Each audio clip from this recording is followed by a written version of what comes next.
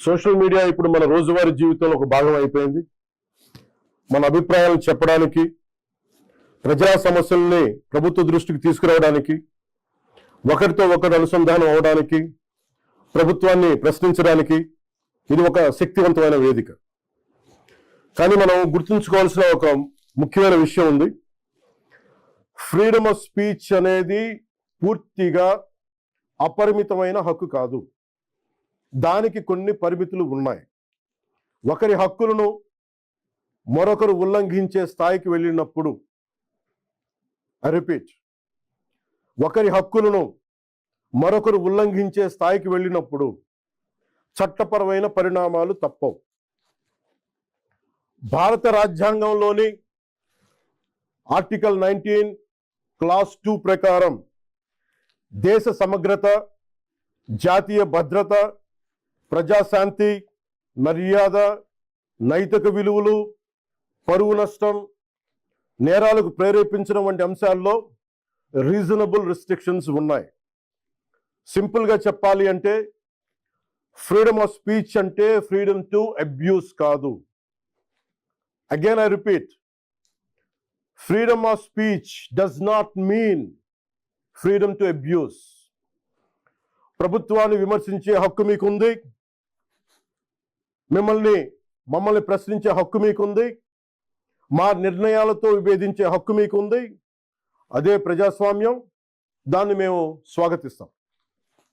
కానీ ఒకరిని తిట్టడం, డెత్ థ్రెట్స్ ఇవ్వడం, ఆధారాలు లేకుండా ఆరోపణలు చేయడం, మహిళలను టార్గెట్ చేయడం, మత విశ్వాసాలను అవమానించడం, ఒక వ్యక్తి గౌరవాన్ని దెబ్బతీయడం, హింసకు ప్రేరేపించడం, ఇవన్నీ రాజ్యాంగం కల్పించిన స్వేచ్ఛలోకి రావు. ఇవి చట్టపరంగా నేరాలు. గత కొన్నేళ్లుగా సోషల్ మీడియా దుర్వినియోగం ఆందోళన కలిగించే స్థాయికి చేరుకుంది. చాలామంది ఫేక్ అకౌంట్స్ వెనక దాక్కొని అసభ్య పదజాలం ఉపయోగించడం, వ్యక్తిగత దూషణలు చేయడం, పరువు తీసే ప్రయత్నాలు చేయడం, ఆధారాలు లేని ఆరోపణలు చేయడం, fake propaganda, mark photos, death threats, organised harassment వంటి చర్యలకి పాల్పడుతూ ఉన్నారు. మహిళల్ని ముఖ్యంగా అత్యంత అసభ్యంగా టార్గెట్ చేస్తూ ఉన్నారు. చివరికి దేవుళ్ళని, దేవతల్ని కూడా వదలట్లేదు. దేవుళ్ళని, దేవతలపై కూడా ఉద్దేశపూర్వకంగా అవమానకర వ్యాఖ్యలు చేస్తున్నారు. ఇవన్నీ కూడా ఫ్రీడమ్ ఆఫ్ ఎక్స్ప్రెషన్ కింద రావు. ఇది హెల్దీ క్రిటిసిజం కాదు. ఇది ప్రజాస్వామ్యం కానే కాదు. ఈ సందర్భంగా ఒక విషయం చాలా స్పష్టంగా చెప్పాలనుకుంటున్నాం. Constructive criticism, fair comment, satire ఇవన్నీ ప్రజాస్వామ్యంలో భాగమే. విభిన్న అభిప్రాయాలను వ్యక్తం చేసే హక్కును మేము పూర్తిగా గౌరవిస్తాం.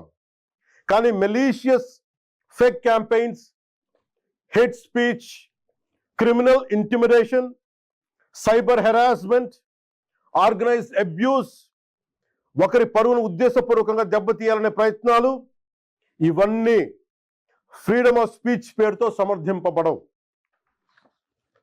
ఇంకో విషయం చాలా స్పష్టంగా చెప్తున్నాం. నేరస్తులకి, నేరానికి కులం లేదు, మతం లేదు, రాజకీయ పార్టీ లేదు. ఐ రీఐటరేట్, నేరానికి, నేరస్తులకి కులం లేదు, మతం లేదు, రాజకీయ పార్టీలు లేవు. తప్పు చేసిన తర్వాత కులం, మతం, ప్రాంతం లేదా రాజకీయ వెనకాలు దాక్కోవాలని ఎవరు ప్రయత్నించకండి. చట్టం ముందు ప్రతి పౌరుడు సమానమే.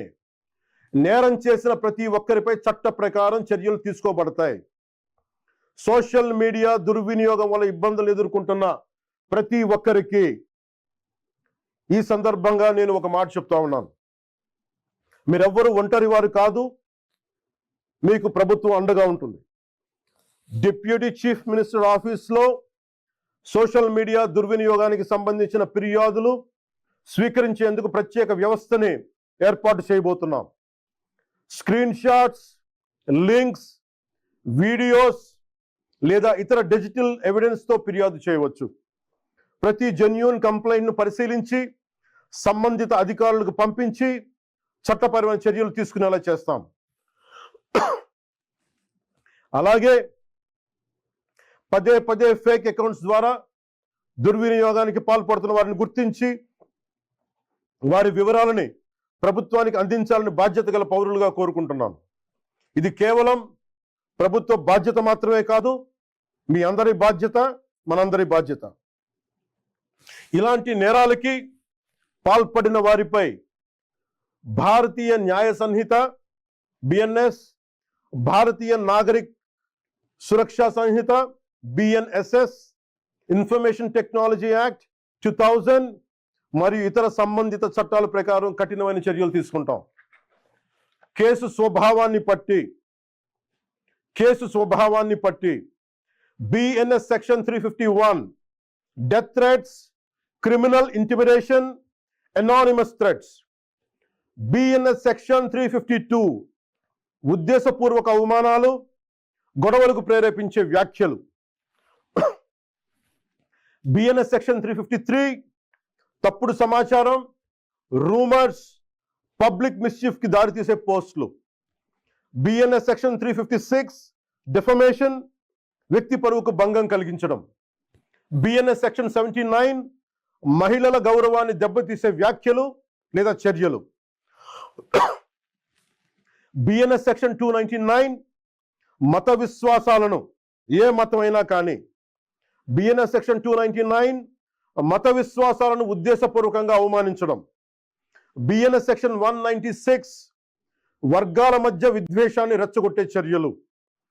Information technology act sections 66C and 66D fake accounts, identity theft, online impersonation. Information technology act section 67 obscene లేదా అసభ్యకరమైన ఎలక్ట్రానిక్ కంటెంట్. అవసరమైతే information technology act section 69A ప్రకారం చట్టవిరుద్ధమైన ఆన్లైన్ కంటెంట్ పై కూడా చర్యలు తీసుకునే అవకాశం ఉంది. ఈ వ్యవస్థని మరింత బలోపేతం చేయడానికి ప్రత్యేక టాస్క్ ఫోర్స్ని ఏర్పాటు చేస్తున్నాం. సైబర్ క్రైమ్ పోలీస్ మరియు ఇతర లా ఎన్ఫోర్స్మెంట్ ఏజెన్సీస్తో కలిసి పనిచేస్తూ సోషల్ మీడియాలో జరిగే నేరాలపై చాలా వేగంగా చర్యలు తీసుకుంటాం.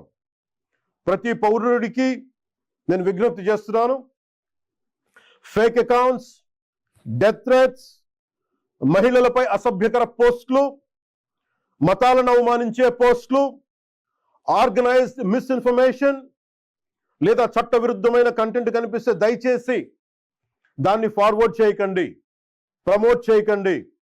దానికి సంబంధించిన screen shot, URL, date, time వంటి ఆధారాలను భద్రపరిచి అధికారులకు ఇవ్వండి. మీ సహకారం వల్ల ఎన్నో నేరాలను అరికట్టవచ్చు. అవసరమైతే సోషల్ మీడియా దుర్వినియోగాన్ని అరికట్టేందుకు కొత్త లెజిస్లేషన్ తీసుకురావడానికి ఈ ప్రభుత్వం సిద్ధంగా ఉంది. అదే సమయంలో రాజ్యాంగం కల్పించిన ఫ్రీడమ్ ఆఫ్ స్పీచ్ని పూర్తిగా పరిరక్షిస్తాం. చివరిగా ఒకటే చెప్తున్నాం, మన మాటల్లో బాధ్యత ఉండాలి, మాట్లాడే భాషలో గౌరవంగా ఉండాలి, స్వేచ్ఛకు జవాబుదారీతనం ఉండాలి. సోషల్ మీడియా మనుషుల్ని కలిపే వేదిక అవ్వాలి, విడదీసే వేదిక కాకూడదు. మమ్మల్ని ప్రశ్నించండి, విమర్శించండి, మీ అభిప్రాయాన్ని చెప్పండి, కానీ గౌరవంతో చెప్పండి, బాధ్యతతో చెప్పండి, చట్టాన్ని గౌరవిస్తూ చెప్పండి. అప్పుడే మన ప్రజాస్వామ్యం మరింత బలపడుతుంది. అలా కాకుండా మా ఇష్టానికి మాట్లాడతాం, మా ఇష్టానికి ఏదైనా అంటామంటే I promise you will face the legal consequences. Thank you.